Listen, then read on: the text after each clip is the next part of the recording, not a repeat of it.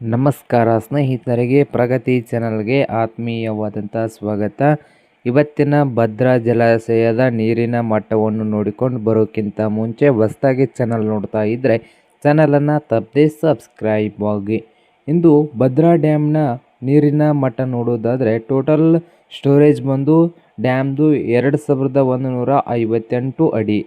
ಹಾಗೆ storage capacity ಬಂದು ಡ್ಯಾಮ್ದು 71 TMC. Present dam level ನೋಡೋದಾದರೆ ಇಂದು ಡ್ಯಾಮಿನ ಮಟ್ಟ 2120 ಸ್ಟೋರೇಜ್ ಆಗಿದೆ.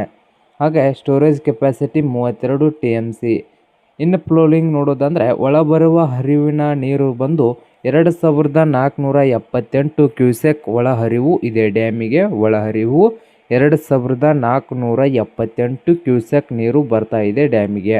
ಹಾಗೆ ಹೊರ ಹೋಗುತ್ತಿರುವ ನೀರು ಬಂದು 221 ಕ್ಯೂಸೆಕ್ ನೀರು ಹೊರ ಹೊಂಟಿದೆ. 221 ಕ್ಯೂಸೆಕ್ ನೀರು ಹೊರಗೆ ಹೊಂಟಿದೆ.